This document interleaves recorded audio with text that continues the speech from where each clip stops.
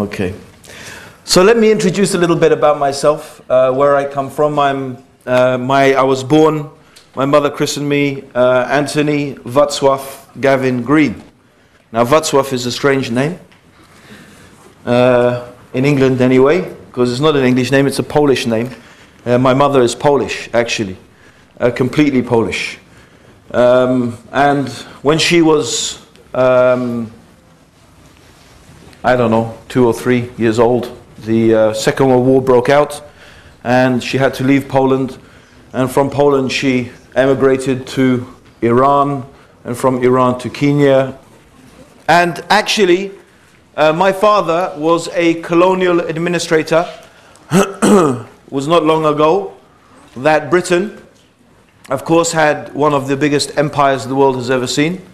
They said, as they said, the sun never set on the British Empire. And now look at the British Empire.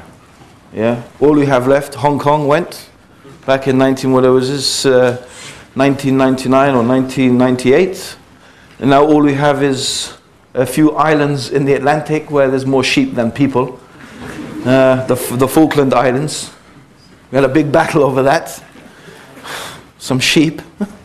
You know, that's it. But you know, that's one of the signs actually from God. In the Quran, Allah says, travel the earth and see the end of those people who rejected faith. See the end of people whose power and strength was actually greater than yours.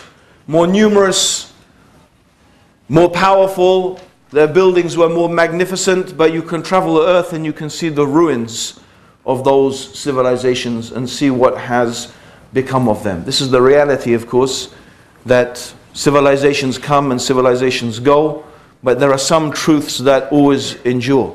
So anyway, my father was a colonial administrator in Tanzania. It's in East Africa, and that's where I was born in 1964 in Tanzania. I don't remember anything of Tanzania, but I was born in Tanzania in Dar es Salaam. Now when I was young, very young, then we moved, when I was 2 years old, we moved to UK, because Tanzania got its independence. And my father then began to work for Barclays Bank International, and he used to travel the world. And when I was 10 years old, we moved to Cairo, and my father was sent there in order to set up Barclays Bank in Cairo. So that's a little bit about my background. So when I say I come from, you know, the upper middle class, this is the type of thing. When I was 10 years old, I was sent to boarding school. Boarding school is a place where, you know, some people like it, some people don't. I didn't like it. I never liked boarding school. But that's where I went when I was 10 years old. And that's where I spent most of my life for the next 10 years until I was 19. And except for my holidays, which we used to spend in Egypt. So my father also spent a long time in Egypt, a lot longer than most people normally stay abroad as expatriates. But we lived in Egypt for 10 years. So Egypt was my home. And my school was this place called Ampleforth College. Ampleforth College is a very famous monastic boarding school that is run by Benedictine monks. So my mother being Polish, she's Catholic, and she brought me up to be, and my brother to be Catholic. Although my father is actually, and still is, an agnostic. As an agnostic, he says, you know, I don't know if there is a God or not. So he doesn't say, I believe there's not a God. He just doesn't know if there is a God or if there is a religion or anything like that. So that's my father, that's my mum. That's a little bit about my early life. Now, before I was sent to school, however, we don't live in a religious household. My mother was never really taught me much about Catholicism. I never really learnt much about religion. In fact, the only person who used to take me to church was my aunt. We knew her as Aunt Zosha, and she used to take me and my brother to church regularly, but my mother never bothered. And so that's all we got, really. But I remember the first sort of piece of information I ever really got about religion, and was when my mother obviously thinking it was about time she taught me something in order to prepare me to go to this school, this monastic boarding school. She decided to teach me one of the Roman Catholic prayers. It's called Hail Mary, the Roman Catholic prayer. They have two main prayers. One is, you find it in the Gospel, or in the Gospels, which is called the Our Father, and the other is called Hail Mary. So she teaches me the Hail Mary, and as far as I remember, it goes something like this. Hail Mary, Mother of God, blessed art thou amongst women, and blessed is the fruit of thy womb, Jesus. Now, when she got to the bit, Hail Mary, Mother of God, as an 8-year-old, and I remember thinking to myself, Mother of God? What's that mean? God has a mummy? And I'm thinking in my head, God has a mum? So what? I'm thinking God is supposed to be eternal, without beginning, without end, and God has a mummy. How? Okay, I didn't really get that. But then, you know, when your mum tells you something at that age, I mean, you believe it absolutely. You don't question what your mum tells you, because what your mum tells you, you just accept it. So instead of, you know, I mean, I just said, well, I figured it out in my head. I said, well, if Mary is the mother of God, the only way that can work is she must be a bigger God than God.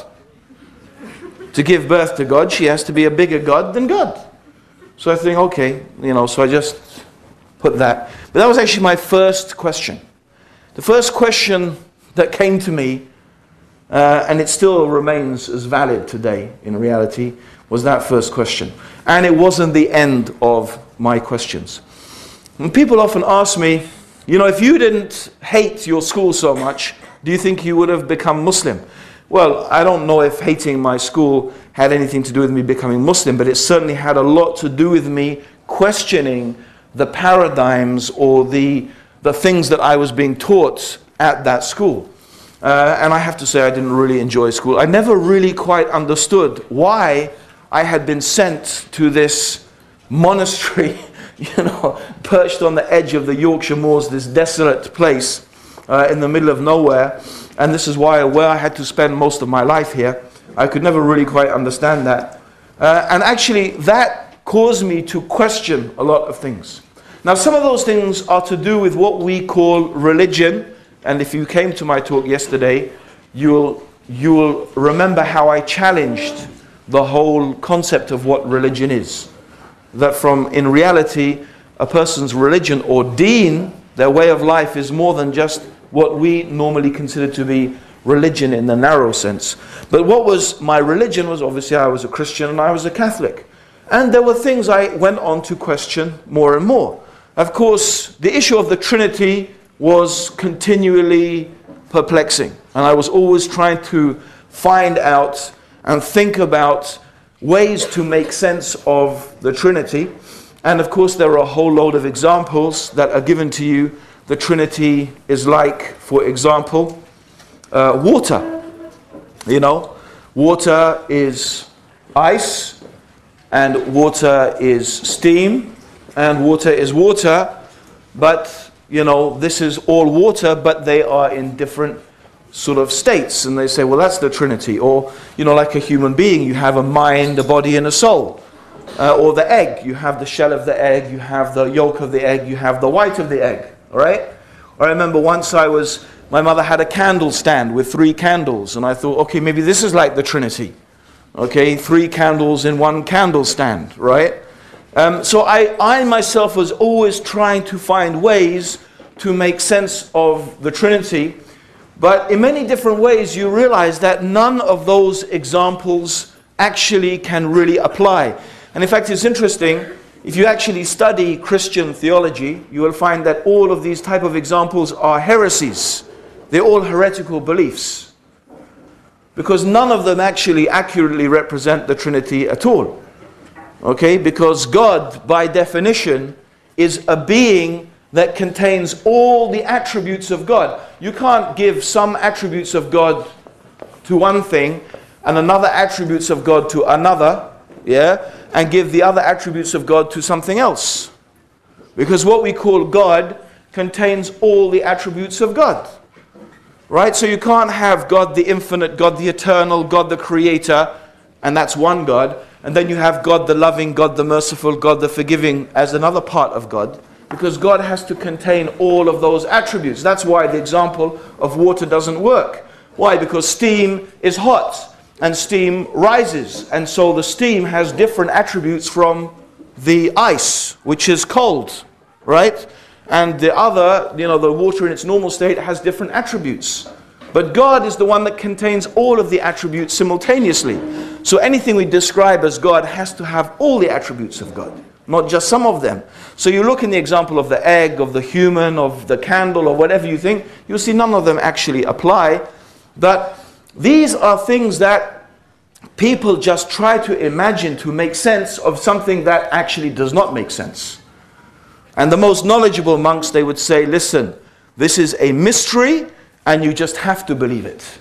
That's really what they would say. They said there is no logical explanation. This is a mystery and you just have to believe it.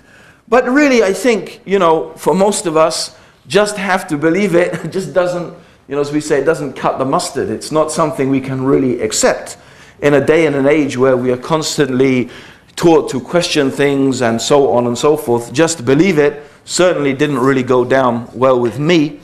And there were other things that are specific to the Catholic Church. For example, I could never really understand why I had to go and confess my sins to a priest. Right? And I think most of us at school couldn't understand that either. Because we lived with the monks. We lived with them every day. So we realized that these monks were just like us, human beings. They made mistakes. In fact, in reality, we realized that most of them had big problems. In fact, we reckon that a good number of them became monks because they just wanted to run away from the world. They didn't want to deal with things. So we found that really these monks were not these holy people, and this is not something my mother could never understand this. When I used to complain about my housemaster, she would say, yeah, well, he can't. I don't believe you. He's a priest. So what do you mean? I'm telling you, no, he's a priest. Priests don't do things like that. And really, that's the attitude. The attitude of your average Catholic is like that. The priest can't do anything because he is, he is almost some holy person. And why shouldn't he be? Because what is the priest doing? I mean, this priest gets a piece of ordinary bread, yeah, and he gets some wine, and they do this ritual called the Mass, right?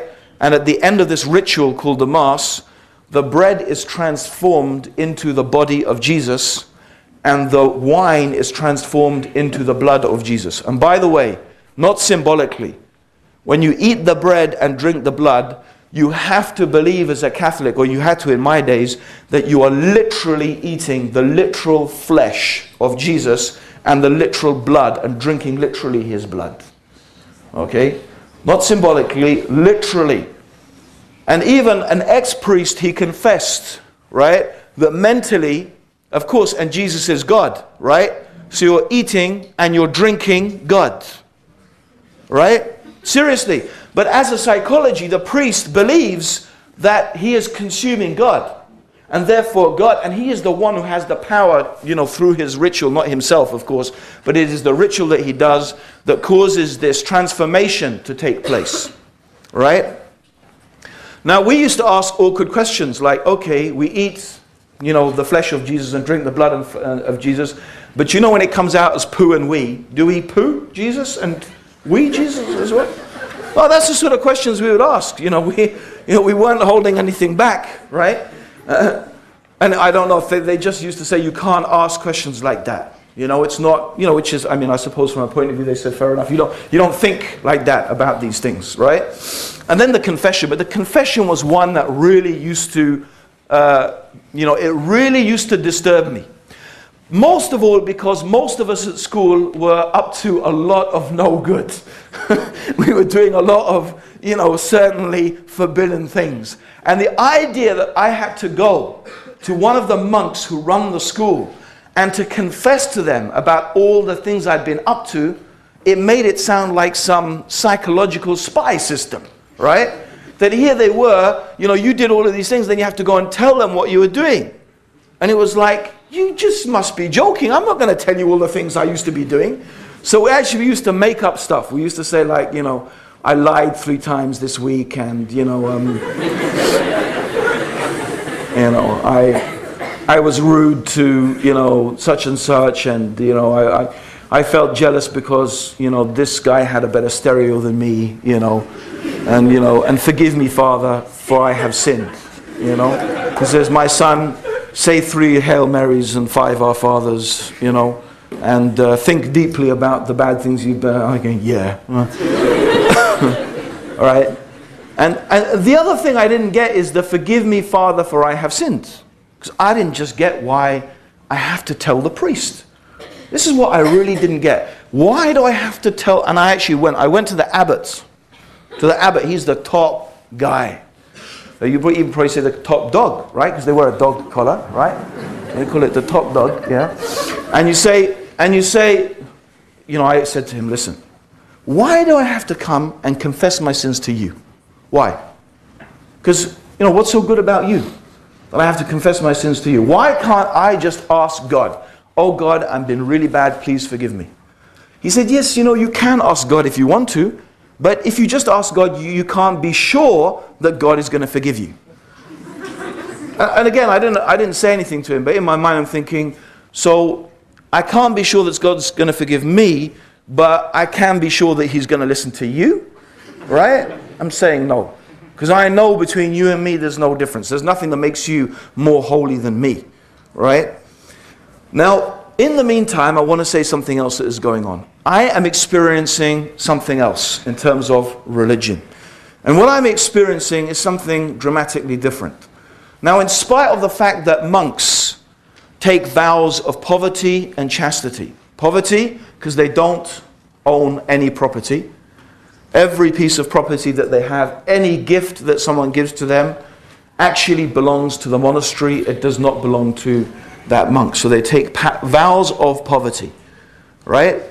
And they take vows of chastity, which means they never marry, okay? And so they live, actually, you know, in spite of these vows of poverty and chastity, they lived very, very comfortable lives, in fact, right? And the whole church and the rituals of the church are really surrounded by a paraphernalia of rites and rituals. I mean, if you've ever been to a mass, right? There's the singing, and there's the chanting, and there's the incense, and, you know, I used to be the altar boy. You know, you have to hand the bread and the wine, and you have to cover, everything has a little, you know, you have the chalice, and I can't remember what you had to cover it this, and you had to move it just in a certain way, and you had to turn the cup 1/3 of a degree. You know, I remember explaining all of this stuff to a friend of mine, a Muslim friend of mine, and actually we were up in the forest in the nighttime. He said, I think we better go back to the car now because I'm scared. It sounds like some cannibalistic voodoo ritual, right? And you know, the funny thing is that when he said that, right? When he said that, I thought to myself, you know, it really does. I never thought of it before, right? But there's all this ritual. And then I'm going to Egypt. Now, Egypt, of course, is a Muslim country, right? And in our house, we had a very, very nice lifestyle, right? We had a driver to drive us around. We had a sufragi to tidy up the house, right? We had a cook to cook our food. Anyway, I want to focus on the cook, Ibrahim. Ibrahim is really one of the most beautiful people I have ever met, okay? And he used to pray 5 times a day. And this is the thing that immediately I want to focus on that impressed me about Ibrahim, the prayer. You see, there am I going to this Catholic monastery dealing with all of these things, and then I would come home, and what would we do? We'd find Ibrahim. The time would come for prayer. He would put his prayer mat down in the kitchen, and he would just start praying. And sometimes we would go in the kitchen, and you know, we want a drink, and oh no, we can't get a drink, just wait for 5 minutes because Ibrahim is praying. And I remember looking at Ibrahim one day. He's wearing these simple clothes, you know, this jalabiya, as they call it. He used to wear this jalabiya. Very simple, very humble man, always humble. I never heard him shout, ever once. I never heard him shout. And then this prayer, you know, I remember just watching him praying and just thinking, if you want to see someone who is worshipping God the way God should be worshipped, this is the way. Not the way they did it back in my school. Here is a man, he is just standing simply Bowing, standing, prostrating, quietly, silently, he's worshipping his Creator. And it had a very, very powerful impact on me, the comparison between this and that. And the comparison, by the way, was not only in religious terms. You see, going to Egypt was a really big shock in my life. I mean, obviously, any third world country compared to life in the West, okay, is, you know, dirty, chaotic, you know, confusing from many different angles. You know, it's quite scary, okay? You go to a third world country, the way people drive, you know, we used to have a joke that the horn, the hooter, right, you know, is more important than the car engine, yeah? You could push the car along, but if you didn't have a hooter, it was just, you know, you wouldn't survive, you know? And, you know, it was like that, you know, really crazy. And the life in so many ways was crazy. And I have to say, for the first 2 years, I hated, I couldn't stand it. I couldn't stand Egypt. And then, you know, something happened. You know, as I got a bit older and I settled down, you know, I began to see what was going on. And then, as I suppose I moved into my teenage years, and, you know, I'm a sort of person who at that time used to think a lot and very deeply about all types of subjects, all types of things. And so one of the things I began to question, and I go back to my life in this monastic boarding school, is why am I here? Now, the question, why am I here, initially was a question, why am I here at this school? But then it soon moved on to a question as, why am I here on this earth? What is the purpose of my life? What is the reason for my existence? And I used to think about that.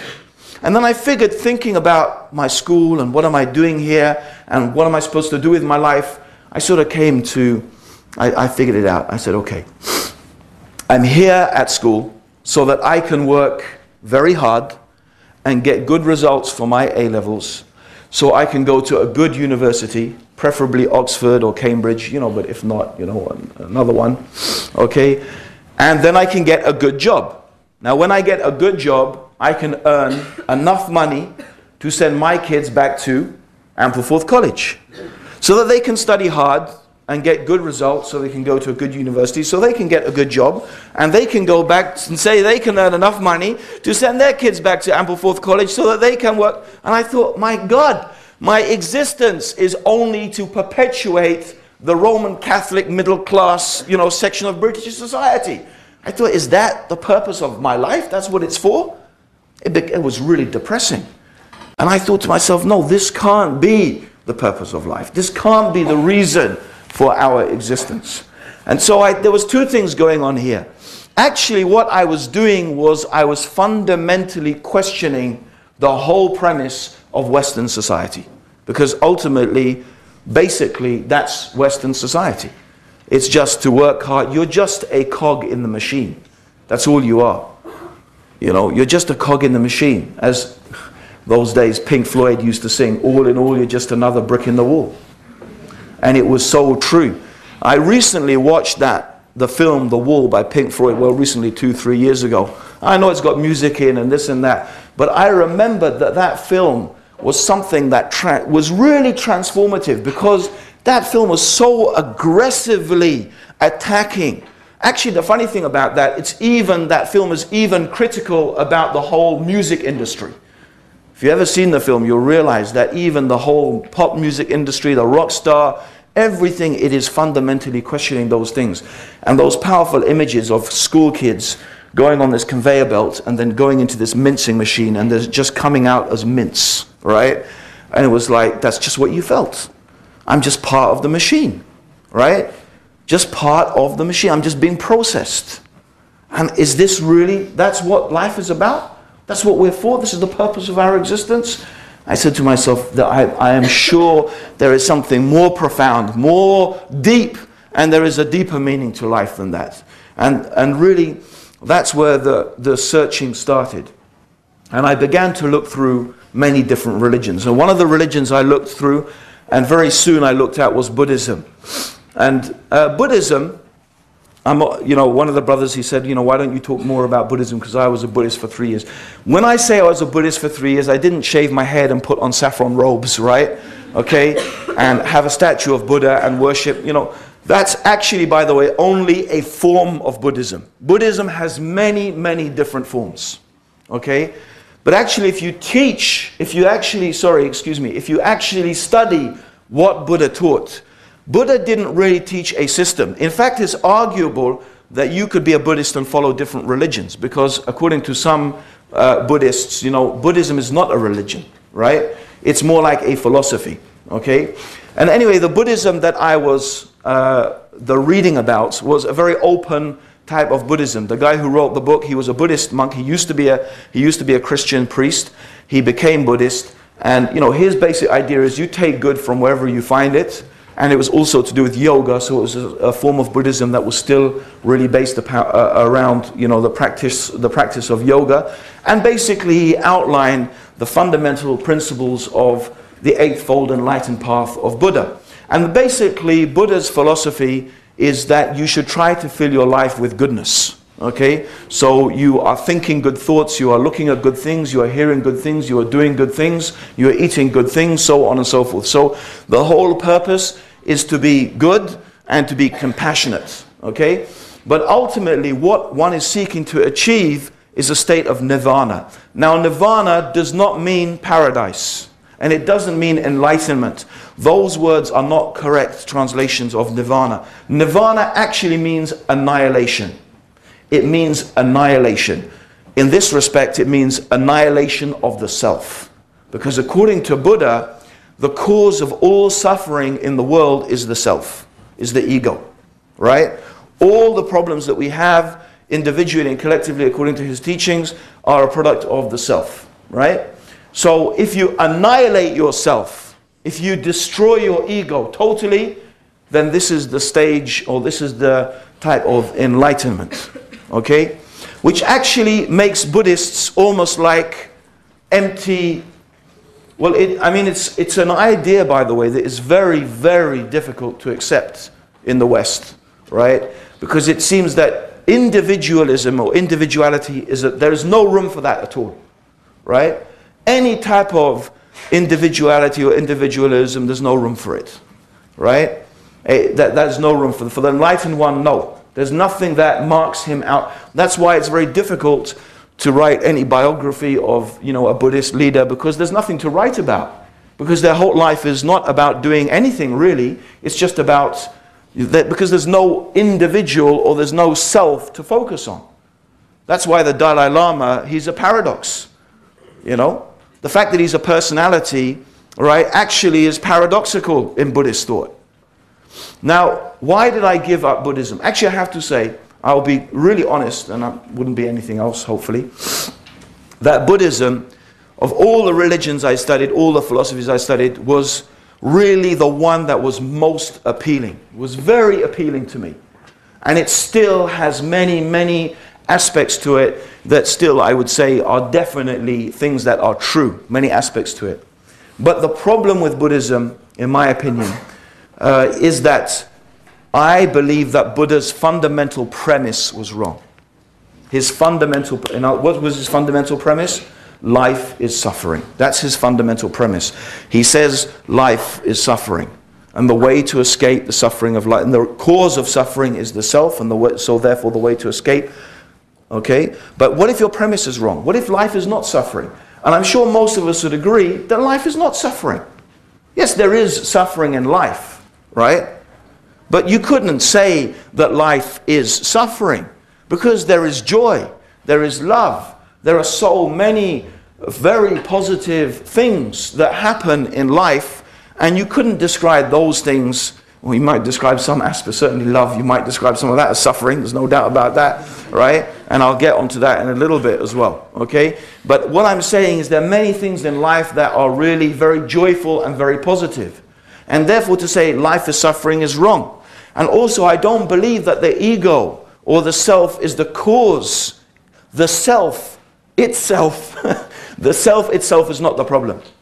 In Islamic terminology, the nafs, Actually, even in the Quran, for example, you will find the nafs is always referred to from a negative point of view. Yeah? But actually, in reality, the nafs is essential. The nafs is essential. In its raw quality, the ego or the nafs is essential because it's the nafs that makes me drink water. It's my desire, the feeling that I have, I am thirsty, and that is the nafs. The nafs drives me to drink. The nafs drives me to eat, right? The nafs drives me to anger. Anger is essential, by the way, in order to protect yourself, right? Jealousy is essential within some context of the family and so on and so forth, right? So the problem is not the nafs. No, the problem is not the nafs. The problem is when you go beyond the limits, right? When your desire for food is transformed into gluttony. When your feeling of anger is not controlled and it goes beyond the bounds and it leads to excess and so on and so forth. So the problem is not the nafs. So it is not right to annihilate yourself. You're not supposed to destroy totally your nafs, but actually what you need to do is control that. Now, I'm saying that in retrospect as a Muslim, because that's what I believe as a Muslim. What we have to do is we have to aim at controlling ourselves, right? It's actually controlling our desires, not annihilating them. Anyway, I hadn't figured that out at the stage when I'd come to Buddhism. I'm just jumping ahead a bit, okay? But the point is, I felt that there was something not right. This was not quite actually right. Okay, and another thing that happened, I suppose, and you know, you could say, well, maybe if you'd taken Buddhism a little bit further, you wouldn't have reached this conclusion. But after about 3 years of, you know, practicing various forms of Buddhism, I came across instant nirvana. It's called marijuana. Yeah. Yeah. Marijuana, spliff, whatever they call it now these days, right? Or actually in Egypt it wasn't marijuana, it was hash, okay? Quite widely available. And I had always assiduously avoided these things, and you know, my parents, good parents, warned me, you know, against drugs and getting into drugs, and you know, even if you take this soft drugs, it's only a route to hard drugs. But anyway, I don't even remember how it happened. My brother, quite to my shock, started smoking first. My brother started, and he's younger than me, so that's why I'm shocked by it. And I always thought my brother was a real straight-laced guy. Okay, there he was, puffing away, and I was like, what are you doing? I'm smoking what, man? You know. And then along came this hash stuff, right? And anyway, hash, yeah, it was like, man, it's instant nirvana. You know, I am annihilated. And remember what I was talking about yesterday? I'm stoned, I'm wasted, yeah? The state of absolute intoxication is actually describing a state of self-annihilation. When you literally have annihilated yourself. And there is that feeling then when you annihilate yourself of a type of, you know, escape, a type of, you know, whatever. Okay? Now that maybe is not an entirely undesirable emotion to feel. Right? But drugs, you see, is, you know, they are a very, very dangerous mistress. Because in the beginning, when you start smoking and you start taking the drugs and you start doing those things, yes, in the beginning you feel very euphoric, and maybe even for a year, right? Or you know, you feel very euphoric and, you know, the drugs make you feel good, but you'll never really feel as good, you know, the 5th and 6th and 7th time as you did the first time or the second time. What you find is that you're always chasing the high. You're always trying to get back that fantastic feeling you had when you begun. But what happens is your body builds up a type of resistance, okay? And then you need to smoke more to get the effect that you used to have when you started. Until what happens ultimately is that your life simply becomes an obsession with obtaining drugs in order to get that high. And you're spending more and more money, you're spending more and more time, you spend all of the time trying to get drugs and being high, and you even reach a stage when anyone who's a drug taker will know they're not even enjoying it anymore. They're not. They don't actually get enjoyment from it. But what you are addicted to is the process. You've become addicted to the process and you're still trying to chase that high. And that's, by the way, often when drug takers move on to harder drugs. Because harder drugs offer them something of the experience that they had before. But actually, it is totally destructive. It destroys your body, it destroys your mind, it destroys you as a person, it destroys families, it destroys societies. But you don't think about that when you start taking it, right? You don't think about that when you begin. All you're experiencing is the high. Like I said, instant nirvana.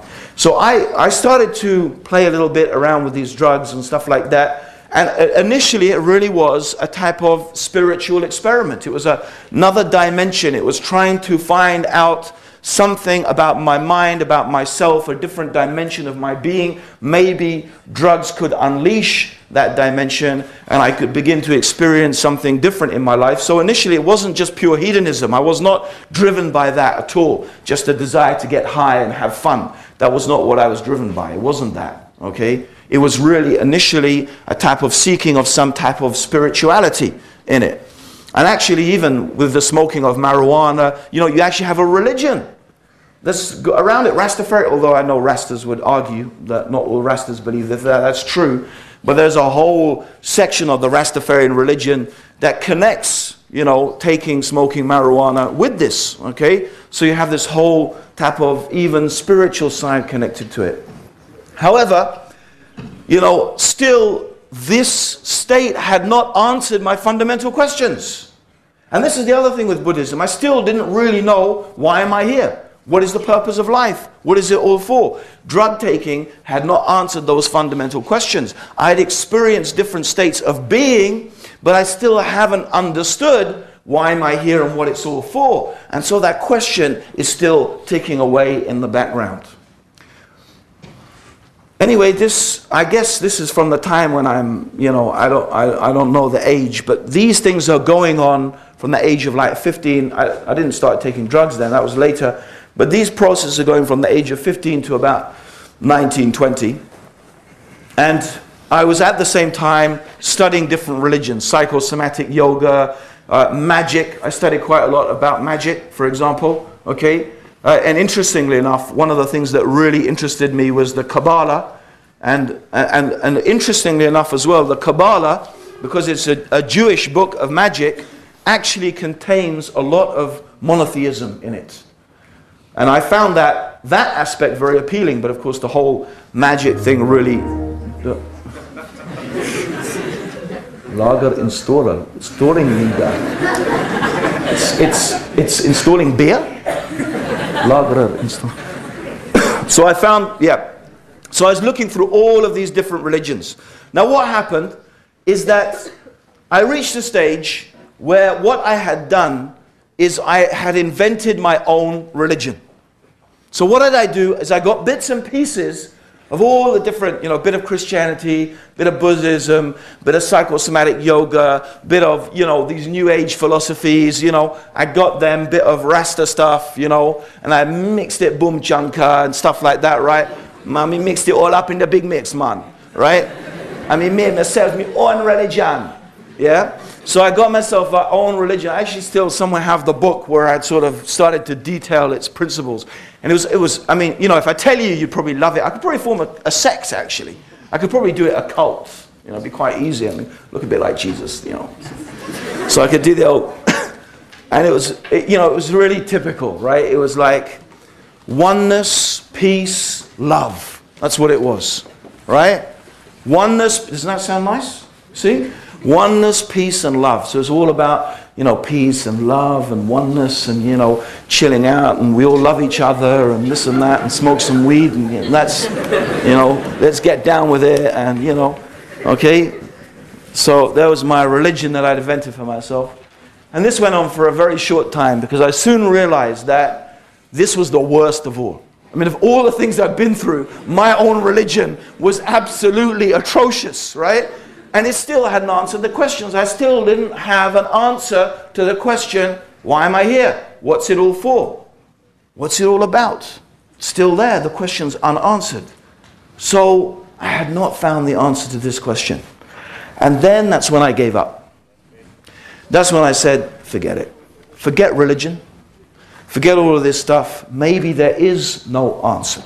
Maybe there is no answer. Maybe the reality is what I was taught from day one. Wealth equals happiness, right? And maybe the reason I'm not happy is because I'm not rich enough. Maybe I don't have enough money. That's my problem, right? Maybe the things I need and the things I want, I just can't access them with the money I've got at the moment. Now, I can tell you that at the time, the pocket money my dad used to give me was more than lots of people's wages, right? So I had a pretty, I had a pretty good life, right? I never had to steal anything to buy any ganja, right? I never had to do anything like that. I had a pretty, financially, I was pretty well off, right? Skiing in Saint Moritz, holidays in Club Méditerranée, c'est très joli, avec toutes les les JM, toutes les choses, c'est très bon. Okay, and so I had, we had a good life. Cook, suffragi, servant, driver. I mean, how much more rich do you... So I tell you, to give you an idea of how rich I thought I needed to be, I'm thinking private jet, yacht, private island, right? That's the type of rich I'm thinking I need to be in order to be happy. So I start thinking, okay, in order to really enjoy my life to the maximum, right, what I need to do is get the most amount of money with the minimum amount of effort, right? So why do I want to work hard for my money? Because that means I'm going to spend all my time working instead of my time enjoying. So that's a waste of time. So what I'm starting to think is my analytical mind starts kicking in. I start thinking, okay, let's look at history now. Who are the richest people in the world, right? And who did the least amount of work in order to get their money, right? So I started thinking, right, let's start with England, good old England, British Empire, Industrial Revolution, fifth richest country in the world. Oh man, that's just way too much hard work. Industrial revolution, capitalism, industry, this and that, conquest and, empire. And forget that, man. Germany, oh my God, the Germans, they work hard. And the Japanese, all they do is work. Forget the Japanese, right? Americans, the American dream, what's the American dream? You're a self-made millionaire, but you have to rise from the gutter and you make it for yourself. And again, it's just hard work. And then it hit me. Oh my God. Those Saudi Arabians, they've been sitting on their camels, right? Allahu Akbar, right? Praying to Allah, right? And they got all that wealth and all that money and all that work, and they did nothing. I said, that's the one. Maximum money, minimum work. I like that. Right?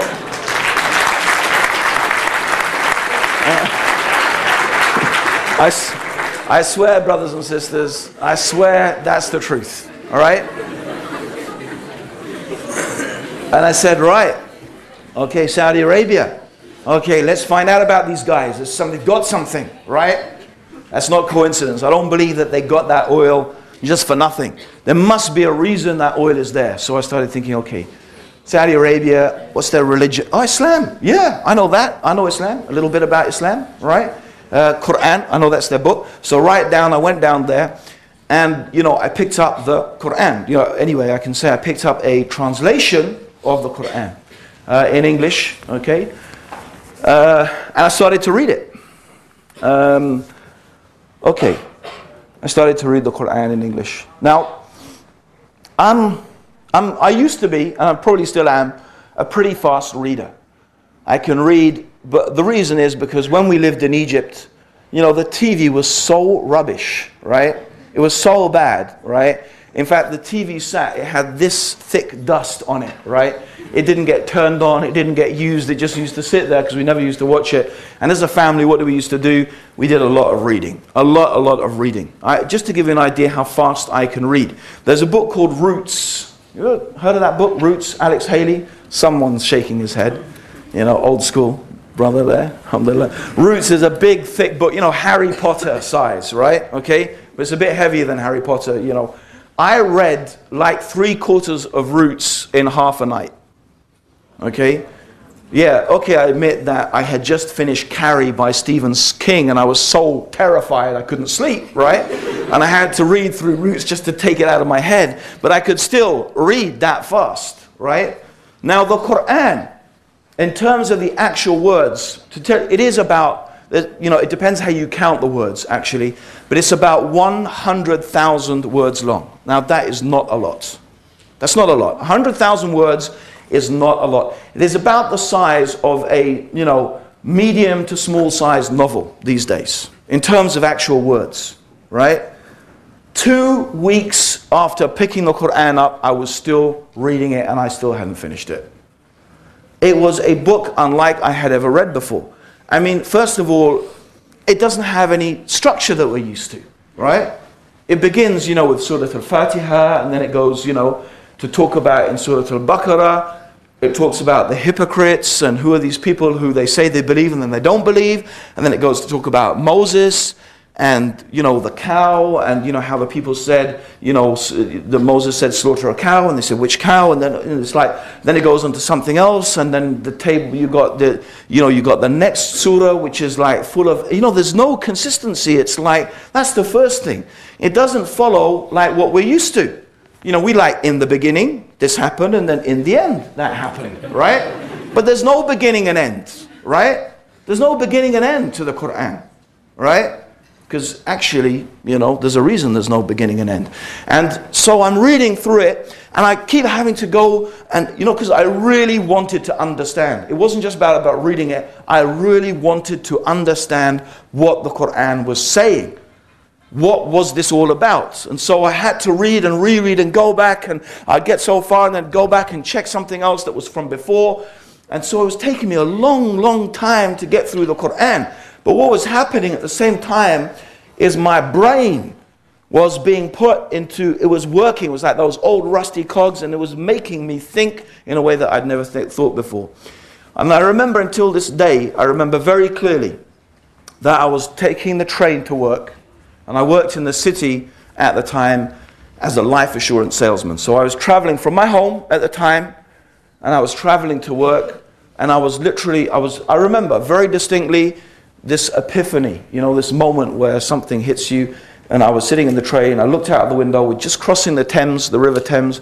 I looked back and I said to myself, if I have ever read a book that's from God, this is the one.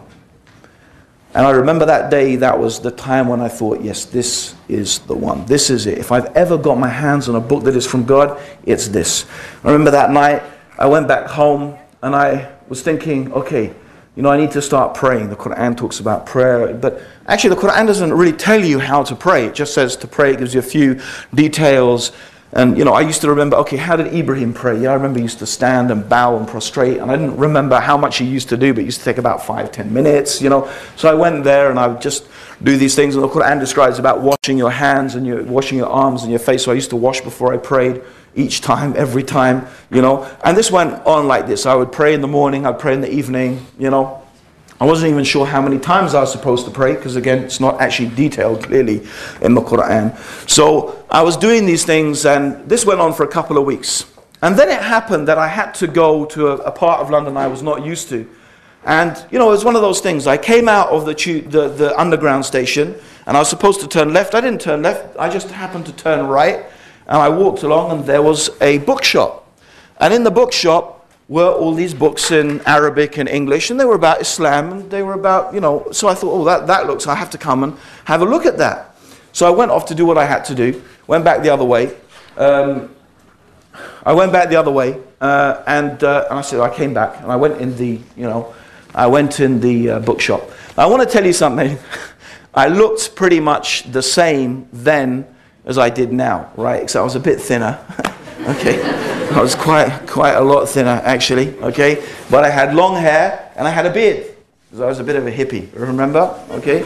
So I was still into this, this one love, and this and that stuff, right? Okay. Okay, so there I was, but the difference was I was a hippie wearing a pinstripe suit. So I had my suit, and my tie, and my briefcase, and there I was, and so I went inside this bookshop, and was looking at all these books, and all these books about Islam and Mohamed, and my eyes were going everywhere. Wow! right? This looks fantastic. So I'm standing there and someone comes up to me and says, excuse me, are you a Muslim? So I said, what do you mean Muslim? He said, I don't know about that. I tell you what. I believe there is only one God, which is Allah, and I believe Mohammed is the messenger of Allah. He said, you're a Muslim. I said, oh, thank you very much. And he said, what, you know, that's fantastic, you're a Muslim. I said, oh, great. So he says, why don't you come and pray? So, you know, he shows me how to make wudu, and, you know, I'm making wudu, and then I go and stand and pray. I think it was actually Friday. It must have actually been Friday because the mosque was full, right? The mosque was only full on Friday, right? Okay. So the mosque was full, and there I was praying. I didn't know what everyone was doing. You know, I was like, okay, let's get this right. You know, I got the basic idea, but it was not like what, you know, I didn't know the order of stuff, right? So, but I do remember, you know, anyway, after the prayer, I think I took Shahada with the Imam. I don't really remember. It was all a bit of a blur, to tell you the truth. And I went downstairs afterwards, and, you know, it was fantastic. Every Muslim brother wanted to teach me the entirety of Islam in 5 minutes, right? And they would give me, they're saying, brother, they literally gave me bits of, they were writing the prayer out for me, right? And saying, here's this, here's this. And they gave me, I had all these bits of paper with me about how to pray and this and that. But I mean, I do remember that everyone was just absolutely fantastic. They were so nice. I have to say, it was more or less an Arab mosque. And the Arabs, mashallah, they tend to be very welcoming like that, okay? And really, they treated me really fantastic. You know, and I remember coming out of that feeling like I'd got this shower from the inside. I was feeling really good, really fantastic. And I said, man, I'm feeling high, man. Forget this marijuana stuff, man. This is woo, you know, this is good, right? Anyway, 2 weeks, I'm going back and forth. I'm running to the mosque. I'm really trying to get to that mosque as much as possible. It's the only mosque I knew about. It was actually quite far to get to, but, you know, I went there and I was making friends and this and that. Anyway, the time came to see my girlfriend. I haven't mentioned my girlfriend yet, okay? But she gets a mention now, right? Okay, you know, what can we say? She was studying in a university that was quite far away from London. And I used to go and visit her quite regularly. And, you know, I was working in the city in London, so it was about time I was going to go and visit. So what I did, went on the train, went up to Bristol, down to Bristol actually. Went to, you know, met her at the train station, went to the house and, you know, went into the bathroom, right? Okay, made wudu, she didn't see that. And I just sort of thought, okay, started praying, right? So my girlfriend's sitting on the bed, right? And I'm finishing my prayers. And I turn around. She says, what are you doing? I said, oh yeah, I became Muslim. You what?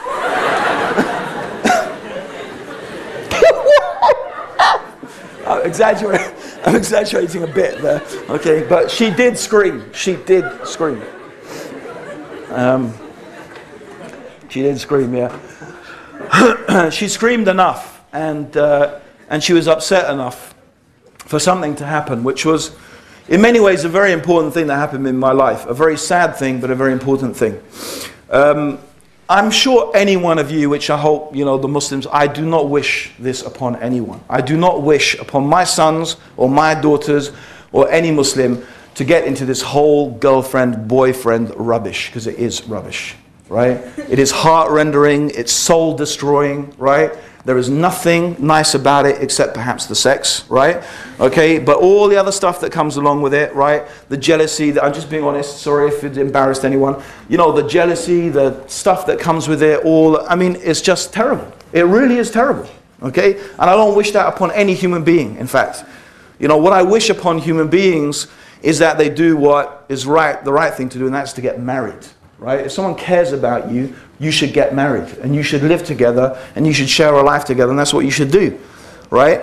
And that's something that God has given blessings to, right? Whereas as for this girlfriend, boyfriend stuff, you know, anyway. So what happened was, I stopped practicing Islam, because I was afraid that if I kept practicing Islam, I would lose her. And at the time, really in reality, she was probably in terms of my personal relationships, the most important human being to me in my life. And we had a truly amazing relationship. You know, the other thing which I haven't discussed, of course, like I suppose any thinking teenager will think a lot about love and what is love and what does love mean. And that was another thing that I was totally obsessed with. And I thought I'd found love with her. And, you know, I don't want to go into it, but it was very intense and we were very, very close. And so when she freaked out, it was like, okay, I'm going to have to put this on the side and this and that and whatever. And anyway, I just gave up practicing Islam. I didn't say I wasn't Muslim anymore. In fact, I remember that once I was at a party and I was so drunk and I was sitting there talking to people about Islam. And there was this group of 5 or 6 people. There was 5 or 6 people and I was telling them, you know, Islam is really good and you have to read the Quran and this, and they were going, yeah, tell us more, right? And I was saying, I can't, I'm just too drunk. I said, read the Quran, yeah, it's good, you know, right? That's what my life was, right? My life was really like that. So I still believed in it and I would even talk to people about it, but I didn't practice, I didn't do anything.